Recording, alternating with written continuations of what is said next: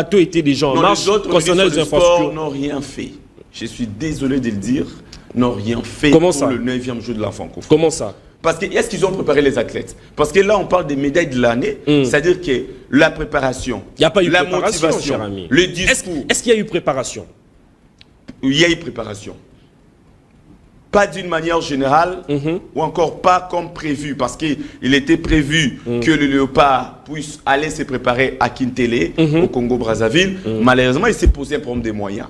Mais rappelez-vous, Jérémy Yankolé, la première activité du ministre du Sport et Loisirs, François-Claude Kaboulou, aussitôt nommé, c'était avec la lutte. La lutte, oui. Au stade des Martyrs de la Pentecôte. Rappelez-vous, où il y avait un séminaire de remise à niveau qui entrait également dans les cadre de préparatifs pour le 9e jeu de la francophonie. C'est-à-dire, il n'y avait pas une préparation collective, mais chaque... Dispersé? Pas dispersé, mais je dirais plutôt que chaque discipline, ou les léopards de chaque discipline, se sont préparés à leur coin. La lutte, par exemple, le judoka, par exemple, le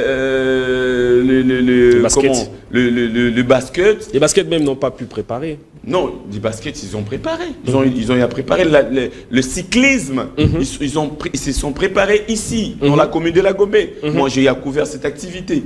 Vous voyez un peu. Donc, vous n'allez pas me dire qu'aujourd'hui, c'est vous qui posez des questions, bien sûr, mais les ministres qui ont précédé le ministre Kaboulou, qu'est-ce qu'ils ont fait pour ces Jeux? Avec Serge Konde, les travaux étaient démarrés, bien qu'il y ait plusieurs rapports.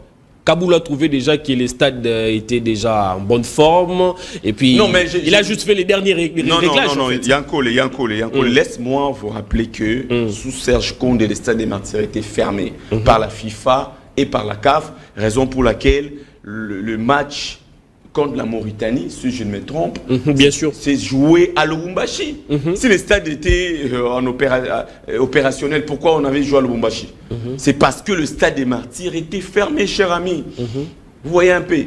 Donc, on ne doit pas attribuer la réussite de ces 9e Jeux à d'autres personnes qu'au président de la République, le chef de l'État, le premier sportif congolais qui avait, n'est-ce pas, effectué plusieurs descentes, des visites guidées, accompagnées bien sûr par les ministres du Sport, avec le premier ministre de la République, je cite Sama Lukonde, et même dans la nuit. Des fois, il quittait les installations ou encore le site du 9e jour de la francophonie à 2 h du matin, à 3 h du matin.